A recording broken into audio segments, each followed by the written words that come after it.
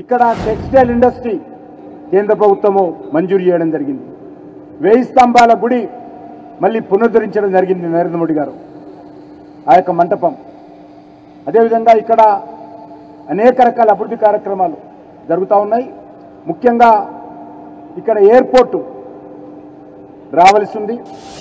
నేను గతంలో కేసీఆర్ గారికి అనేక ఉత్తరాలు రాశాను. ఇప్పుడు మళ్ళీ ఈ ప్రభుత్వం వచ్చిన తర్వాత కూడా చర్చిస్తున్నాము. అంగీకరించారు.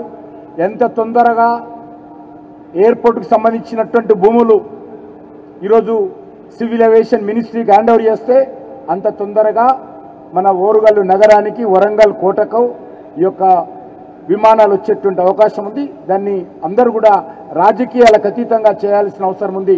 కేంద్ర ప్రభుత్వం సిద్ధంగా ఉంది. ఒక విషయం చెప్పి నేను ముగిస్తాను. ఈరోజు చాలామంది మోడీ గారు ఏం ఇచ్చారు, వీళ్ళు ఏం తెచ్చారు అనే విధంగా మాట్లాడతారు.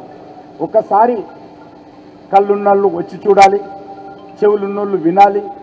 కనీసం మా టీవీల ద్వారా, ప్రచార ప్రసార సాధనాల ద్వారా మోడీ గారు చేస్తున్నటువంటి అభివృద్ధి కార్యక్రమాలు స్వయంగా చూడాలని కోరుకుంటూ, నేను మరొకసారి అశ్విని వైష్ణవ్ గారు ఎంతో బిజీ ఉన్నప్పటికీ, వ్యక్తిగతంగా అనేక రకాల సమస్యలు ఉన్నప్పటికీ కూడా ఈరోజు వారు మరి సమయం తీసుకొని రివ్యూ చేయడం కోసము, ఈ యొక్క రైల్ మ్యానుఫ్యాక్చరింగ్ రివ్యూ చేయడం కోసం వారు స్వయంగా రావడము, స్వయంగా చూడడము, ఈరోజు వరంగల్ అభివృద్ధి పట్ల, తెలంగాణ డెవలప్మెంట్ పట్ల మోడీ గారి ప్రభుత్వం యొక్క కమిట్మెంట్, అశ్విని వైష్ణవ్ గారి రైల్వేల అభివృద్ధి పట్ల ఉన్నటువంటి కమిట్మెంట్ మనం అర్థం చేసుకోవచ్చు, అండర్స్టాండ్ చేసుకోవచ్చు.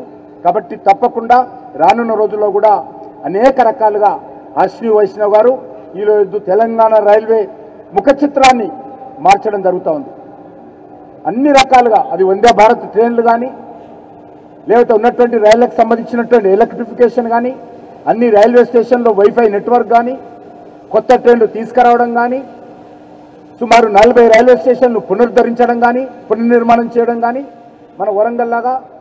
కాబట్టి అన్ని రకాలుగా అశ్విని వైష్ణవ్ గారి నేతృత్వంలో నరేంద్ర మోడీ గారి ప్రభుత్వము రైల్వేల అభివృద్ధి పట్ల కమిట్మెంట్తో, అంకిత భావంతో, డెడికేషన్తో మా ప్రభుత్వం పనిచేస్తుందన్న విషయాన్ని ఈ సందర్భంగా మనం చేస్తూ సెలవు తీసుకుంటున్నాను.